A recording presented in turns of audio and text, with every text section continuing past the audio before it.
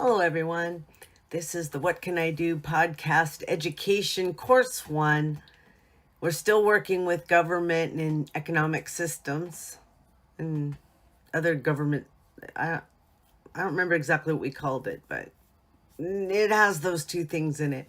In any case, today what we're going to be doing is we're starting to read The Lord of the Flies. At least we're going to be reading part of chapter 1. It has 40 pages, so I don't know if we'll read all of chapter 1. And we're going to do the same thing that we did with Animal Farm, namely look to see what we learn about governments, psychology, and maybe the things that are going on today. So right now it's March 22nd, 2026. We are 3 weeks into Donald Trump's war with Iran, his. We don't know why still, so I don't know how this will play over time, but that's what's going on right now. So what do we know about Lord of the Flies before we read it right now? I've read it a few times. There was also a movie. Right. What I remember off the top is that some young boys were left alone and became savage. And somebody died. And pretty much as soon as the adults were back, they were kids again. There was something like that at the end. So, So I remember thinking that if there was no government, that life would be horrible, type of thing. Right. Yeah. So now we'll see. Chapter 1, The Sound of the Shell.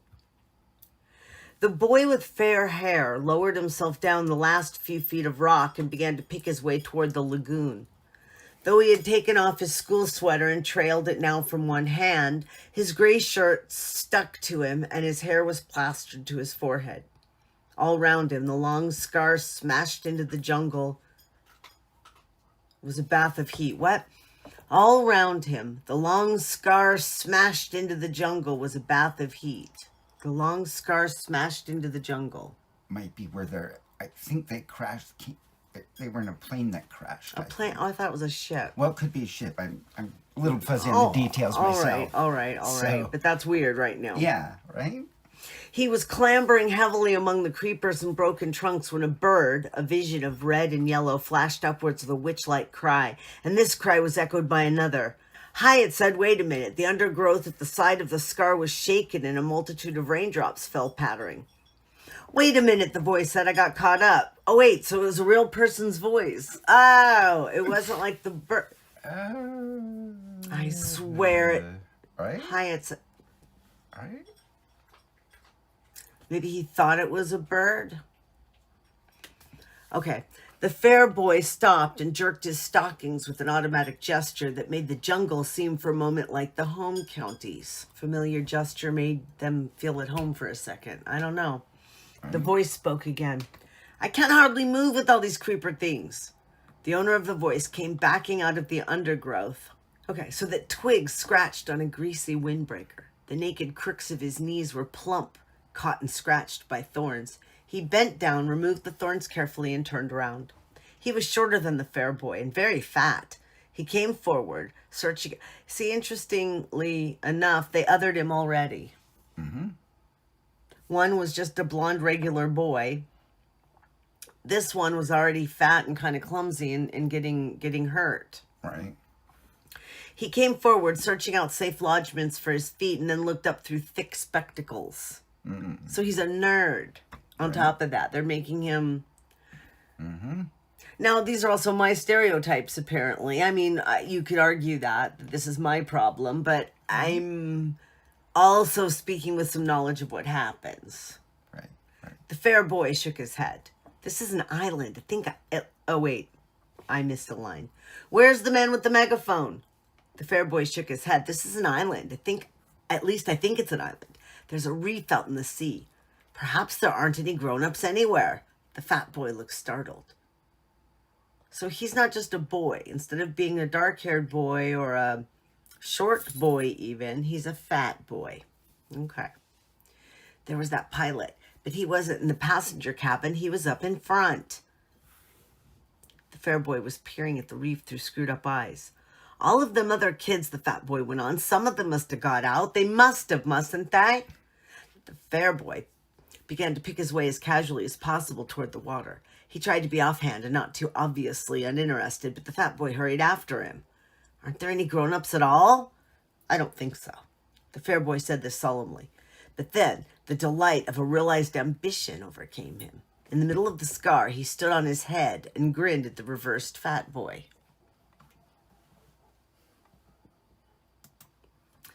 No grown-ups, the fat boy thought for a moment. That pilot, the fair boy allowed his feet to come down and sat on the steamy earth. He must have flown off after he dropped us. All right, there you go. Flown off. You win. Interesting. So, but Huh. he couldn't land here. So why would he drop children? That's pretty... Oh, all right. He couldn't land here, not in a place with wheels. We was attacked. He'll be back all right. The fat boy shook his head. When we was coming down, I looked through one of them windows. I saw the other part of the plane. There were flames coming out of it. He looked up and down the scar. And this is what the cabin done. The fair boy reached out and touched the jagged end of a trunk. For a moment, he looked interested. What happened to it, he asked. Where's it got to now? That storm dragged it out to sea. It wasn't half dangerous with all them tree trunks falling. There must have been some kids still in it. He hesitated for a moment, then spoke again. What's your name? Ralph. The fat boy waited to be asked his name in turn. But this proffer of acquaintance was not made. The fair boy called Ralph smiled vaguely, stood up, and began to make his way once more toward the lagoon. The fat boy hung steadily at his shoulder. I expect there's a lot more of us scattered about. You haven't seen any others, have you? Ralph shook his head and increased his speed. There seems to be no reason that this boy who just had a plane crash and is there alone would eschew the other child's companionship, except that he's fat, according to this, right? Right. He's not the right kind of boy to be shipwrecked with, or Right. whatever. Ralph shook his head and increased his speed. Then he tripped over a branch and came down with a crash. The fat boy stood by him, breathing hard. My auntie told me not to run, he explained, on account of my asthma. Asthma? That's right, can't catch my breath. I was the only boy in our school that had asthma, said the fat boy with a touch of pride. And I've been wearing specs since I was 3. Interestingly, this child reminds me of Teddy Roosevelt. Interesting. He took off his glasses and held them out to Ralph, blinking and smiling, and then started to wipe them against his grubby windbreaker. An expression of pain and inward concentration altered the pale contours of his face. He smeared the sweat from his cheeks and quickly adjusted the spectacles on his nose. Them fruit. He glanced round the scar. Them fruit, he said, I expect. He put on his glasses, waded away from Ralph, and crouched down among the tangled foliage. I'll be out again in just a minute. Ralph disentangled himself cautiously and stole away through the branches. In a few seconds, the fat boy's grunts were behind him, and he was hurrying toward the screen that still lay between him and the lagoon. He climbed over a broken trunk and was out of the jungle. The shore was fledged with palm trees. These stood or leaned or reclined against the light, and their green feathers were 100 feet up in the air. The ground beneath them was a bank covered with coarse grass, torn everywhere by the upheavals of fallen trees, scattered with decaying coconuts and palm saplings. Behind this was the darkness of the forest proper and the open space of the scar. Ralph stood, one hand against a gray trunk, and screwed up his eyes against the shimmering water. Out there, perhaps a mile away, the white surf flinked. Does that say flinked? That's what it says. All right. On a coral reef. And beyond that, the open sea was a dark blue. Within the irregular arc of coral, the lagoon was still as a mountain lake, blue of all shades and shadowy green and purple. The beach between the palm terrace and the water was a thin stick, endless apparently, for to Ralph's left, the perspectives of palm and beach and water drew to a point in infinity, and always, almost visible, was the heat. I wonder if it was shimmery like it does over the road. Right? He jumped down from the terrace. The sand was thick over his black shoes and the heat hit him. He became conscious of the weight of his clothes, kicked his shoes off fiercely, and ripped off each stocking with its elastic garter in a single movement. Well, if that doesn't tell you that it's not modern times. All right. Then he leapt back on the terrace, pulled off his shirt, and stood there among the skull-like coconuts with green shadows from the palms in the forest sliding over his skin. Green shadows from the palms in the forest sliding over his skin. That's weird. He undid the snake clasp of his belt, lugged off his shorts and pants, and stood there naked, looking at the dazzling beach and the water. I'm just wondering if that would be most kids' first instinct. Just, gee, we just crashed in a plane. The adults are gone. A lot of the kids might be dead. Let me get naked. Right? He was old enough, 12 years and a few months, to have lost the prominent tummy of childhood, and not yet old enough for adolescence to have made him awkward. You could see now that he might make a boxer as far as width and heaviness of shoulders went, but there was a mildness about his mouth and eyes that proclaimed no devil. He patted the palm trunk softly and, forced at last to believe in the reality of the island, laughed delightedly again and stood on his head. He turned neatly onto his feet, jumped down to the beach, knelt and swept a double armful of sand into a pile against his chest. Then he sat back at the water with bright, excited eyes. Ralph, the fat boy lowered himself over the terrace and sat down carefully, using the edge as a seat. I'm sorry I've been such a time. Them fruit. He wiped his glasses and adjusted them on his button nose. The frame had made a deep pink V on the bridge. He looked critically at Ralph's golden body and then down at his own clothes. He laid a hand on the end of a zipper that extended down his chest. My auntie. Then he opened the zipper with decision and pulled the whole windbreaker over his head. There. Ralph looked at him sidelong and said nothing. I expect we'll want to know all their names, said the fat boy, and make a list. We ought to have a meeting. Ralph did not take the hint, so the fat boy was forced to continue. I don't care what they call me, he said confidentially, so long as they don't call me what they used to call me at school. Ralph was faintly interested. What was that? The fat boy glanced over his shoulder, then leaned toward Ralph. He whispered, They used to call me Piggy. Ralph shrieked with laughter. He jumped up. Piggy! Piggy! Ralph, please. Piggy clasped his hands in apprehension. I said I didn't want... Piggy, Piggy! Ralph danced out into the hot air of the beach and then returned as a fighter plane with wings swept back and machine gunned Piggy. Are we foreshadowing something here? Why is the blonde kid pretending to shoot the other kid, and why is he so mean to him? Right? Show! He dived in the sand at Piggy's feet and lay there laughing. Piggy! Piggy grinned reluctantly, pleased despite himself at even this much recognition. So long as you don't tell the others. Ralph giggled into the sand. The expression of pain and concentration returned to Piggy's face. Half a sec, he hastened back into the forest. Ralph stood up and trotted along to the right.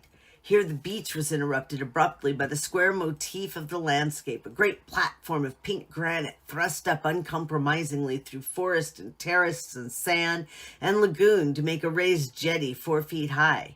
The top of this was covered with a thin layer of soil and coarse grass and shaded with young palm trees. There was not enough soil for them to grow to any height, and when they reached perhaps 20 feet, they fell and dried, forming a crisscross pattern of trunks. Very convenient to sit on. The palms that still stood made a green roof, covered on the underside with a quivering tangle of reflections from the lagoon. Ralph hauled himself onto this platform, noted the coolness and shade, shut one eye, and decided that the shadows on his body were really green. He picked his way to the seaward edge of the platform and stood looking down into the water. It was clear to the bottom and bright with the efflorescence of tropical weed and coral. A school of tiny glittering fish flicked hither and thither. Ralph spoke to himself, sounding the bass strings of delight. Whizzo! Beyond the platform there was more enchantment. Some act of God, a typhoon perhaps, or the storm that had accompanied his own arrival, had banked sand inside the lagoon so that there was a long, deep pool in the beach with a high ledge of pink granite at the further end. You know, even his introspection isn't including Piggy. No.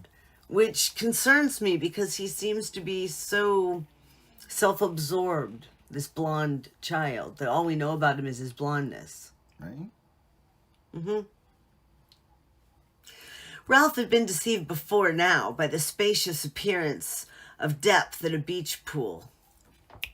harkens to Narcissus, who stared into the water at his reflection. Right.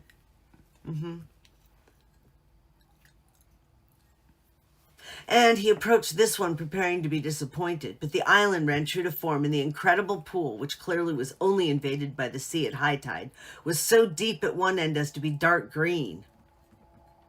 Ralph inspected the whole 30 yards carefully and then plunged in. The water was warmer than his blood, and he might have been swimming in a huge bath. Piggy appeared again, sat on the rocky ledge, and watched Ralph's green and white body enviously. You can't half swim, Piggy. Apparently that means the opposite of what it might mean here. Piggy. Piggy took off his shoes and socks, ranged them carefully on the ledge, and tested the water with one toe. It's hot. What'd you expect? I didn't expect nothing. My auntie sucks to your auntie. Ralph did a surface dive and swam underwater with his eyes open. The sandy edge of the pool loomed up like a hillside. He turned over, holding his nose, and a golden light danced and shattered just over his face. Piggy was looking determined and began to take off his shorts.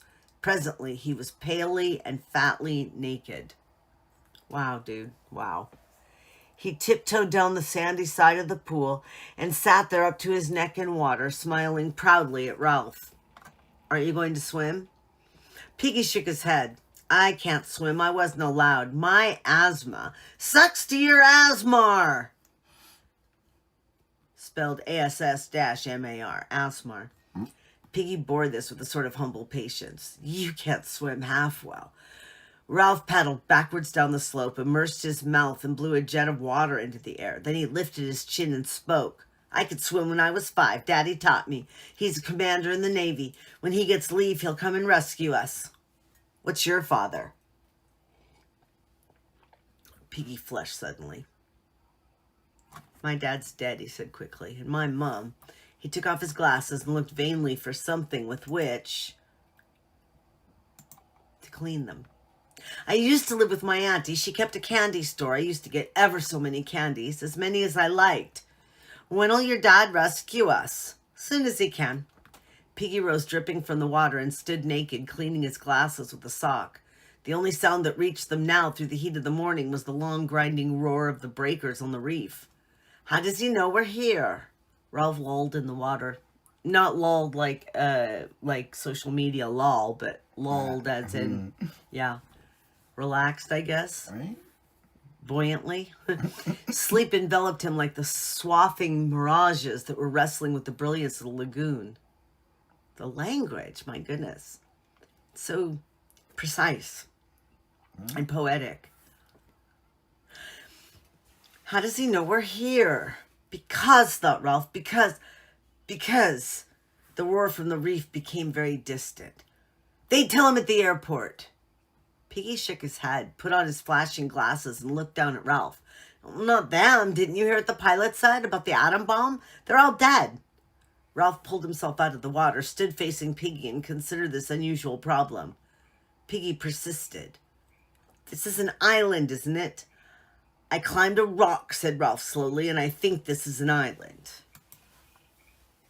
They're all dead, Piggy said, and this is an island. Nobody don't know we're here. Your dad don't know. Nobody don't know. His lips quivered, and the spectacles were dimmed with mist. We may stay here till we die. With that word, the heat seemed to increase till it became a threatening weight, and the lagoon attacked them with a blinding effulgence. Effulgence? Effulgence. What do you think? Effulgence? Effulgence? I think so. A bright glow? Yeah. Okay. Get my clothes, muttered Ralph. Along there. He trotted through the sand, enduring the sun's enmity, crossed the platform, and found his scattered clothing. To put on a gray shirt once more was strangely pleasing. Then he climbed the edge of the platform and sat in the green shade on a convenient trunk. Piggy hauled himself up, carrying most of his clothes under his arms. Then he sat carefully on a fallen trunk near the little cliff that fronted the lagoon, and the tangled reflections quivered over him. Presently he spoke. We got to find the others. We got to do something. Ralph said nothing. Here was a coral island, protected from the sun. Ignoring Piggy's ill-omened talk, he dreamed pleasantly. Piggy insisted. How many of us are there? Ralph came forward and stood by Piggy. I don't know. Here and there, little breezes crept over the polished waters beneath the haze of heat. When these breezes reached the platform, the palm fronds would whisper so that spots of blurred sunlight slid over their bodies or moved like bright winged things in the shade. Piggy looked up at Ralph. All the shadows on Ralph's face were reversed, green above, bright below from the lagoon. A blur of sunlight was crawling across his hair. We gotta do something. Ralph looked through him. Here at last was the imagined but never fully realized place leaping into real life. Ralph's lips parted in a delighted smile, and Piggy, taking this smile to himself as a mark of recognition, laughed with pleasure. If it really is an island, what's that? Ralph had stopped smiling and was pointing into the lagoon. Something creamy lay among the ferny weeds. A stone. No, a shell! Suddenly Piggy was a bubble with decorous excitement. That's right, it's a shell. I seen one like that before on someone's back wall. A conch, he called it. He used to blow it, and then his mum would come. It's ever so valuable. Near to Ralph's elbow, a palm sapling leaned out over the lagoon. Indeed, the weight was already pulling a lump from the poor soil, and soon it would fall. He tore out the stem and began to poke about in the water, while the brilliant fish flicked away on this side and that. Piggy leaned dangerously. Careful, you'll break it. Shut up! Ralph spoke absently. The shell was interesting and pretty and a worthy plaything, but the vivid phantoms of his daydream still interposed between him and Piggy, who in this context was an irrelevance. The palm sapling, bending, pushed the shell across the weeds. Ralph used one hand as a fulcrum and pressed down with the other till the shell rose, dripping, and Piggy could make a grab. Now the shell was no longer a thing seen but not to be touched. Ralph, too, became excited. Piggy babbled, a conch, ever so expensive. I bet if you wanted to buy one, you'd have to pay pounds and pounds and pounds. He had it on his garden wall, and my auntie... Ralph took the shell from Piggy, and a little water ran down his arm. In color, the shell was deep cream, touched here and there with fading pink. Between the point, worn away into a little hole, and the pink lips of the mouth lay 18 inches of shell, with a slight spiral twist and covered with a delicate embossed pattern. Ralph shook sand out of the deep tube. Oh, my auntie, he was saying, right. Mooed like a cow, he said. He had some white stones, too, and a bird cage with a green parrot. He didn't blow the white stones, of course, and he said... Piggy paused for breath and stroked the glistening thing that lay in Ralph's hands. Ralph! Ralph looked up. We can use this to call the others, have a meeting. They'll come when they hear us. He beamed at Ralph. That's what you meant, didn't you? That's why you got the conch out of the water. Ralph pushed back his fair hair. How did your friend blow the conch? He kind of spat, said Piggy. My auntie wouldn't let me blow on account of my asthma. He said you blew from down here. Piggy laid a hand on his jutting abdomen. You try, Ralph. You'll call the others. Doubtfully, Ralph laid the small end of the shell against his mouth and blew. There came a rushing sound from its mouth, but nothing more. Ralph wiped the salt water off his lips and tried again, but the shell remained silent. He kind of spat. Ralph pursed his lips and squirted air into the shell, which emitted a low farting noise. This amused both boys so much that Ralph went on squirting for some minutes between bouts of laughter.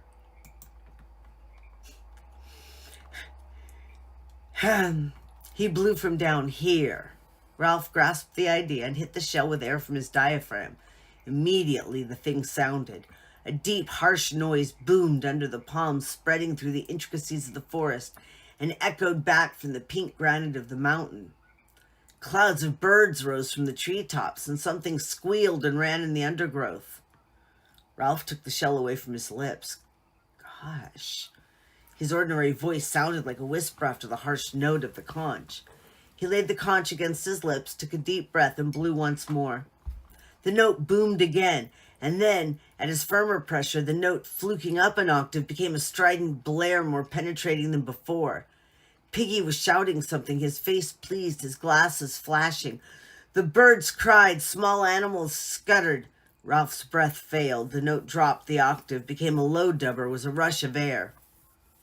The conch was silent, a gleaming tusk. Ralph's face was dark with breathlessness, and the air over the island was full of bird clamor and echoes ringing. I bet you can hear that for miles. Ralph found his breath and blew a series of short blasts. Piggy exclaimed, "There's one." A child had appeared among the palms, about 100 yards along the beach.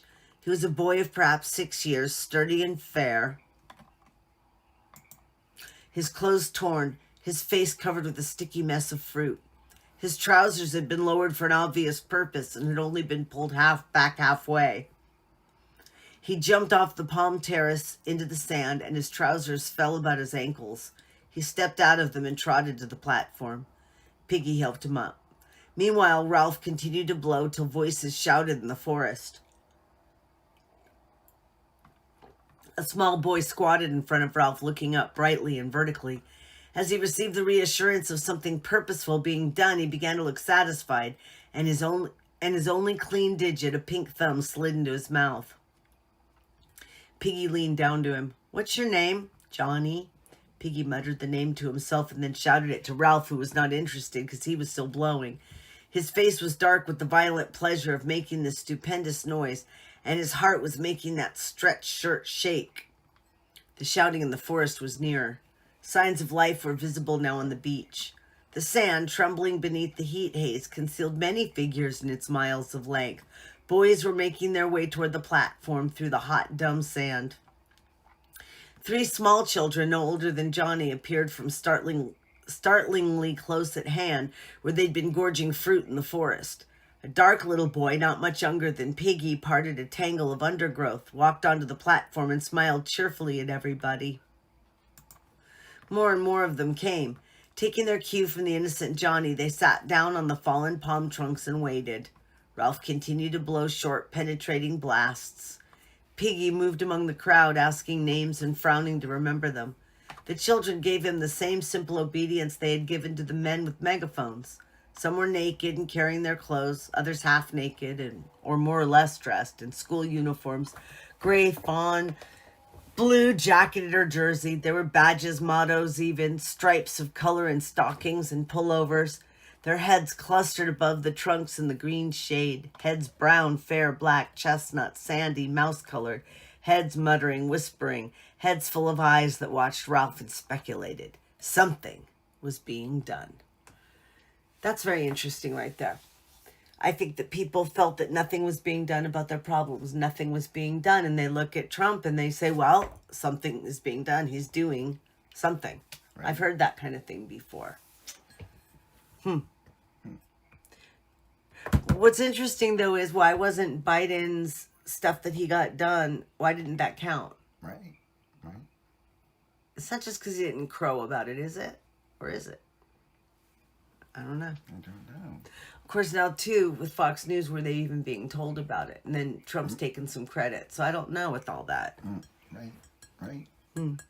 The children who came along the beach, singly or in twos, leapt into visibility when they crossed the line from heat haze to nearer sand. Here the eye was first attracted to a black bat-like creature that danced on the sand, and only later perceived the body above it. Oh, the bat was the child's shadow, shrunk by the vertical sun to a patch between the hurrying feet. Even while he blew, Ralph noticed the last pair of bodies that reached the platform above a fluttering patch of black. The 2 boys, bullet-headed and with hair like tow, flung themselves down and lay grinning and panting at Ralph like dogs. This made me think of the dogs from Animal Farm. Right. They were twins, and the eye was shocked and incredulous at such cheery duplication. They breathed together. They grinned together. They were chunky and vital. They raised wet lips at Ralph, for they seemed provided with not quite enough skin so that their profiles were blurred and their mouths pulled open. Piggy bent his flashing glasses to them and could be heard between the blasts repeating their names. Sam, Eric, Sam, Eric. Then he got muddled. The twins shook their heads and pointed at each other, and the crowd laughed.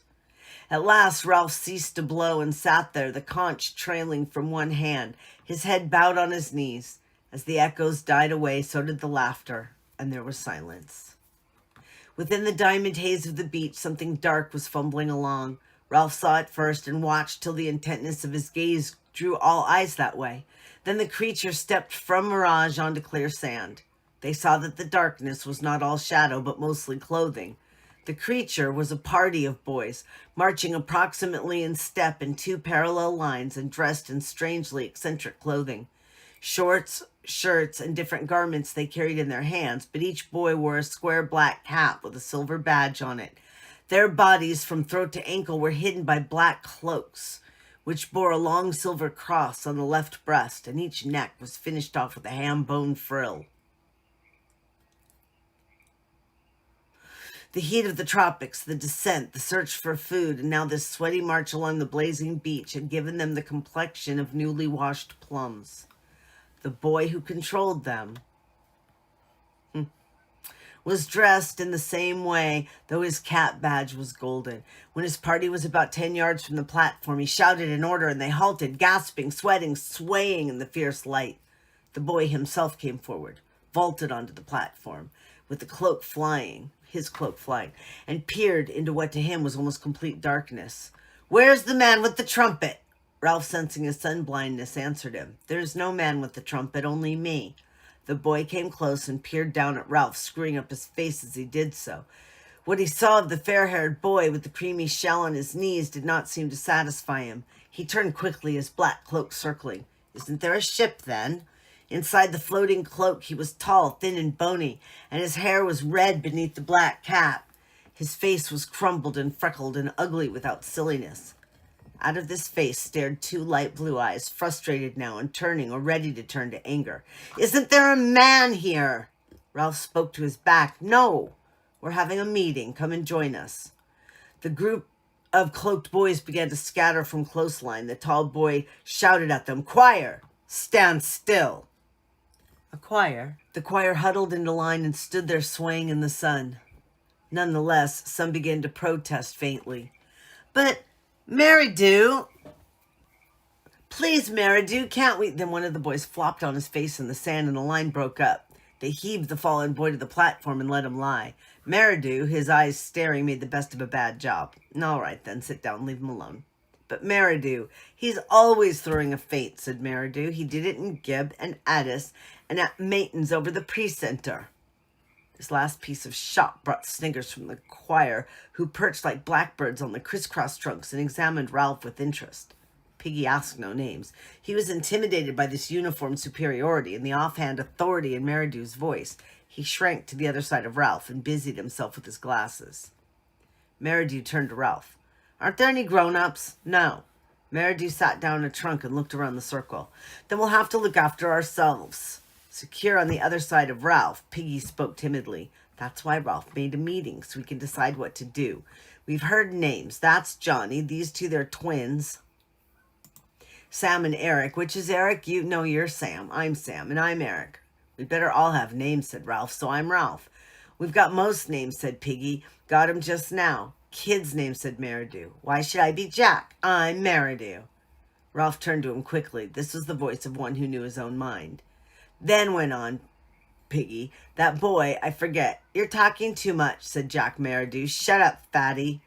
Laughter arose. "He's not fatty," cried Ralph. "His real name's Piggy." "Piggy? Piggy! Oh, Piggy!" A storm of laughter arose, and even the tiniest child joined in. For the moment, the boys were a closed circuit of sympathy with Piggy outside. He went very pink, bowed his head, and cleaned his glasses again. Finally, the laughter died away and the naming continued. There was Maurice, next in size among the choir boys to Jack, but broad and grinning all the time. There was a slight furtive boy, whom no one knew, who kept to himself with an inner intensity of avoidance and secrecy. He muttered that his name was Roger and was silent again. Bill, Robert, Harold. Henry, the choir boy who had fainted, sat up against a palm tree, smiled pallidly at Ralph, and said his name was Simon. Jack spoke. "We've got to decide about being rescued." There was a buzz. One of the small boys, Henry, said he wanted to go home. "Shut up," said Ralph absently. He lifted the conch. "Seems to me we ought to have a chief to decide things." "A chief, a chief!" "I ought to be chief," said Jack with simple arrogance, "because I'm chapter chorister and head boy. I can sing C sharp." Another buzz. Well then, said Jack. He hesitated. The dark boy, Roger, stirred at last and spoke up. Let's have a vote. Yes, vote for chief. Let's vote. This toy of voting was almost as pleasing as the conch. Jack started to protest, but the clamor changed from the general wish for a chief to an election by a claim of Ralph himself. None of the boys could have found good reason for this. What intelligence had been shown was traceable to Piggy, while the most obvious leader was Jack, but there was a stillness about Ralph as he sat that marked him out. There was his size and attractive appearance. And most obscurely, yet most powerfully, there was the conch. The thing that had blown, that had sat waiting for them on the platform with the delicate thing balanced on his knee. Oh, the being that had blown that had sat waiting for them on the platform with the delicate thing balanced on his knees was set apart. Him with the shell. Isn't that interesting? Not the one that walked forward and said, I'm the leader, who has leader experience. Not the intelligent one who was the outsider. No. But the blonde boy with the interesting toy, but who also commanded their attention, who called them together. Right. The community organizer in a way, if you will. Him with the shell. Ralph, let him be chief with the trumpet thing. Ralph raised a hand for silence. All right, who wants Jack for chief? With dreary obedience, the choir raised their hands. Who wants me? Every hand outside the choir except Piggy's was raised immediately. Then Piggy, too, raised his hand grudgingly into the air. Ralph counted. I'm chief, then. The circle of boys broke into applause. Even the choir applauded, and the freckles on Jack's face disappeared under a blush of mortification. He started up, then changed his mind and sat down again while the air rang. Ralph looked at him, eager to offer something. The choir belongs to you, of course. They could be the army or hunters. They could be. The suffusion drained away from Jack's face. Ralph waved again for silence. Jack's in charge of the choir. They can be, what do you want them to be? Hunters. Jack and Ralph smiled at each other with shy liking. The rest began to talk eagerly. Jack stood up. All right, choir, take off your togs. As if released from class, the choir boys stood up, chattered, piled their black cloaks on the grass. Jack laid his on the trunk by Ralph. His gray shorts were sticking to him with sweat. Ralph glanced at them admiringly, and when Jack saw his glance, he explained. I tried to get over the hill to see if there was water all around, but your shell called us. Ralph smiled and held up the conch for silence. Listen, everybody, I've got to have time to think things out. I can't decide what to do straight off. If this isn't an island, we might be rescued straight away, so we've got to decide if this is an island. Everybody must stay around here and wait, not go away. 3 of us, if we take more, we'd get all mixed and lose each other. 3 of us will go on an expedition and find out. I'll go, and Jack, and... He looked around the circle of eager faces. There was no lack of boys to choose from. And Simon. The boys around Simon giggled, and he stood up laughing a little. Now that the pallor of his faint was over, he was a skinny, vivid little boy with a glance coming up from under a hut of straight hair that hung down black and coarse. He nodded at Ralph. I'll come. And I... Jack snatched from behind him a sizable sheath knife and clouded it into a trunk. The buzz rose and died away. Peggy stirred. I'll come. Ralph turned to him. You're no good on a job like this. All the same, we don't want you, said Jack flatly. 3's enough. Piggy's glasses flashed. I was with him when he found the conch. I was with him before anyone else was. Jack and the others paid no attention.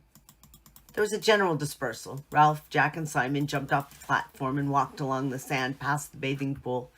Piggy hung bumbling behind them. If Simon walks in the middle of us, said Ralph, then we could talk over his head. The 3 of them fell into step. This meant that every now and then Simon had to do a double shuffle to catch up with the others. Presently Ralph stopped and turned back to Piggy. Look. Jack and Simon, pretending to notice nothing, they walked on.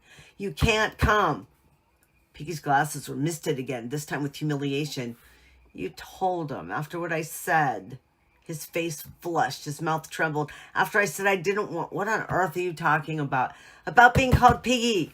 I said I didn't care as long as they didn't call me Piggy, and I said not to tell, and then you went and straight out.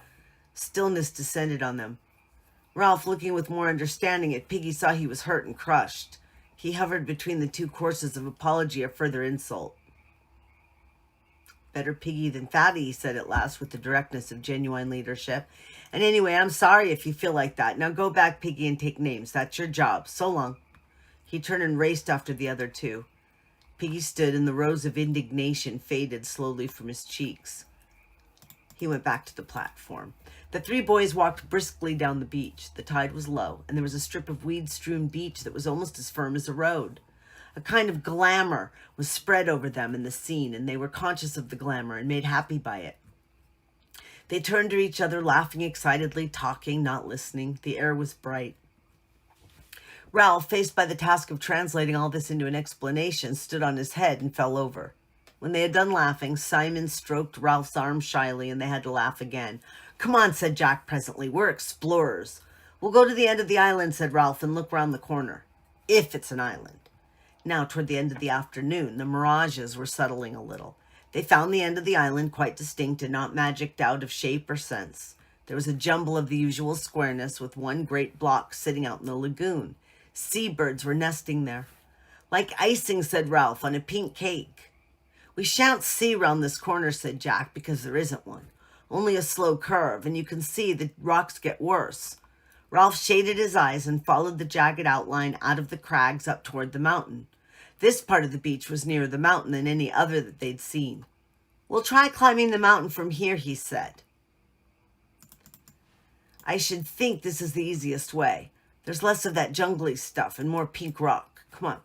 The three boys began to scramble up. Some unknown force had wrenched and shattered these cubes so that they lay askew, often piled diminishingly on each other. The most usual feature of the rock was a pink cliff surmounted by a skewed block, and that again surmounted, and that again, till the pinkness became a stack of balanced rock projecting through the looped fantasy of the forest creepers. Oh, wow. That's quite a picture. Right?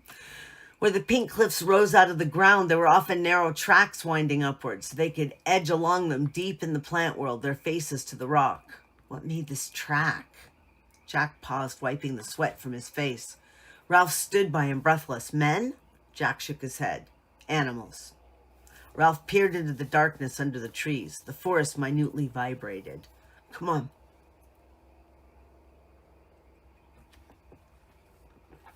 The difficulty was not the steep ascent round the shoulders of rock, but the occasional plunges through the undergrowth to get to the next path.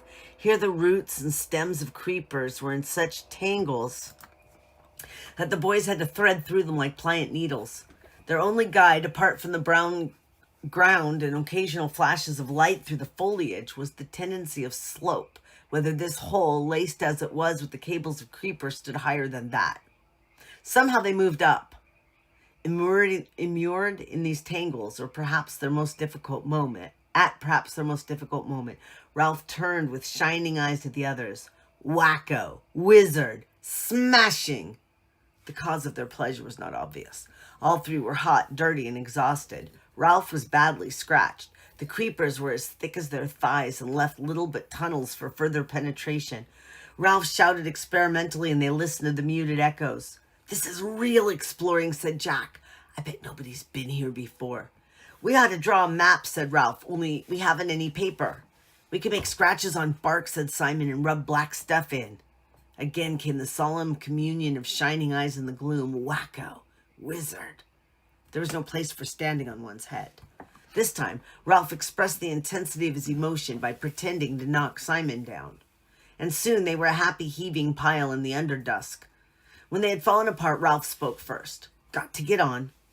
The pink granite of the next cliff was further back from the creepers and trees so they could trot up the path. This again led into more open forest so that they had a glimpse of the spread sea. With the openness came the sun. It dried the sweat that had soaked their clothes in the dark, damp heat. At last, the way to the top looked like a scramble over pink rock with no more plunging through darkness. The boys chose their way through defiles and over heaps of sharp stone. Look, look! High over this end of the island, the shattered rocks lifted up their stacks and chimneys. This one, against which Jack leaned, moved with a grating sound when they pushed. Come on, but not come on to the top. The assault on the summit must wait while the three boys accepted this challenge. The rock was as large as a small motor car.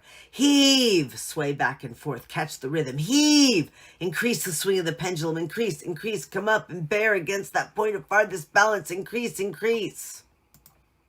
Heave! The great rock loitered, poised on one toe, decided not to return, moved through the air, fell, struck, turned over, leapt droning through the air and smashed a deep hole in the canopy of the forest. Echoes and birds flew. White and pink dust floated. The forest further down shook as with the passage of an enraged monster. And then the island was still. Wacko! Like a bomb. Whew! Not for 5 minutes until they could drag themselves away from this triumph, but they left at last. The way to the top was easy after that. As they reached the last stretch, Ralph stopped. Golly.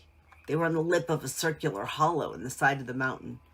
This was filled with a blue flower, a rock plant of some sort, and the overflow hung down into the vent and spilled lavishly among the canopy of the forest.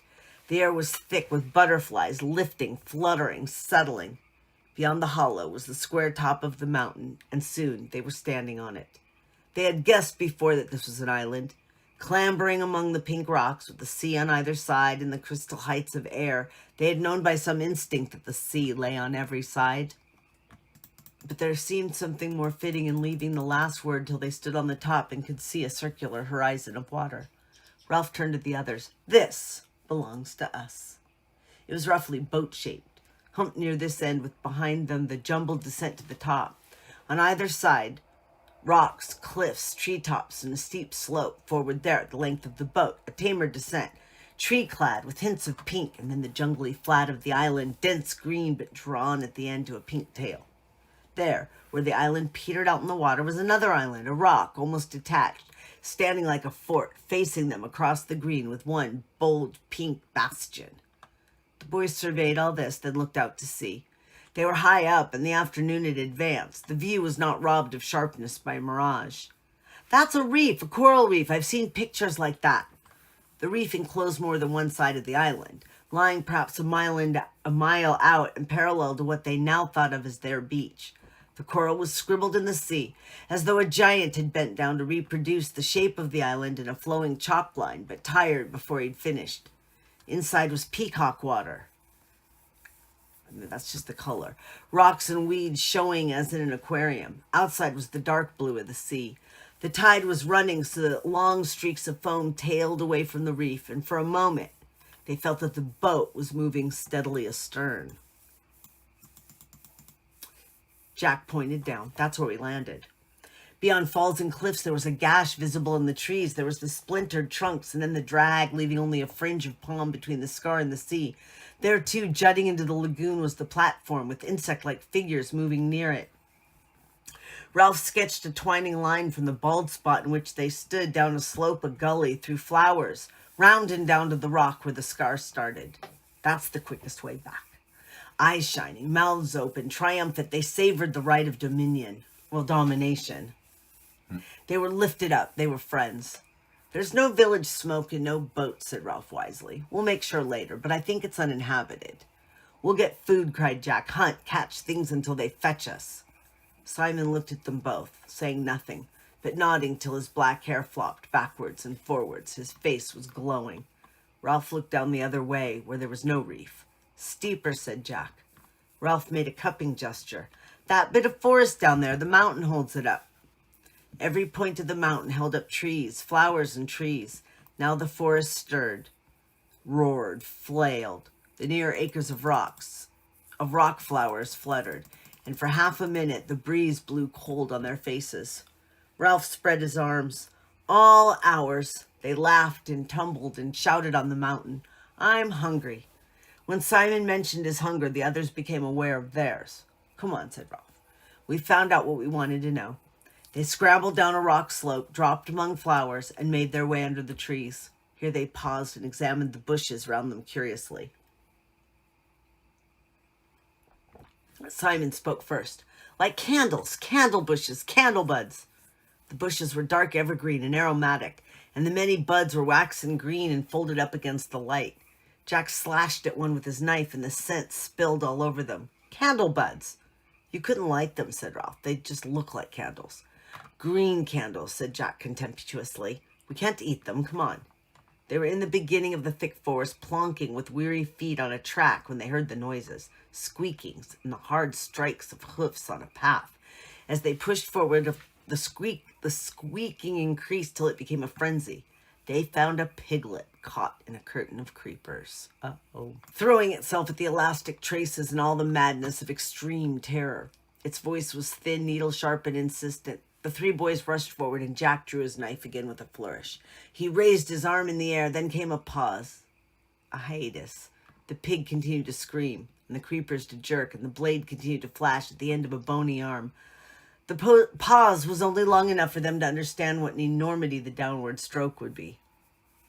Then the piglet tore loose from the creepers and scurried into the undergrowth. They were left looking at each other in the place of terror. Jack's face was white under the freckles. He noticed that he still held the knife aloft and brought his arm down, replacing the blade in the sheath. Then they all three laughed ashamedly and began to climb back to the track. I was choosing a place, said Jack. I was just waiting for a moment to decide where to stab him. You should stick a pig, said Ralph fiercely. They always talk about sticking a pig. You cut a pig's throat to let the blood out, said Jack. Otherwise you can't eat the meat. Why didn't you? They knew very well why he hadn't, because of the enormity of the knife descending and cutting into living flesh, because of the unbearable blood. I was going to, said Jack. He was ahead of them. They couldn't see his face. I was choosing a place. Next time. He snatched his knife out of the sheath and slammed it into a tree trunk. Next time there would be no mercy. He looked around fiercely, daring them to contradict. Then they broke out in the sunlight, and for a while they were busy finding and devouring food as they moved down the scar toward the platform and the meeting. I just feel like so far we're seeing the beginnings of... It's not savagery at this point. They're just trying to actually kind of recreate some of the hierarchy and normalcy that they're used to. Right, they don't seem surprised or shocked enough to have been dropped out of a plane. Yeah, right. But suddenly the rules are more distant, is all we've really gotten so far. What are you thinking? Well, sticking the pig, the foreshadowing there, maybe. Sticking the piggy, huh? Yeah.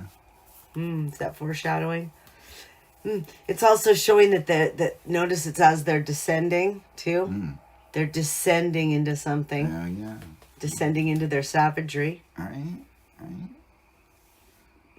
Now, here's the thing, though. Is it savage to kill food? We normally kind of don't think so, but we don't do that anymore. No. So most of us don't kill, therefore. What do you do when all of the things that sustain you in your comfort are gone? What can you do? What can you do? Well, thank you for joining us for Chapter 1. This is the unedited version until and unless it's edited. Meantime, we'll see you back for Chapter 2.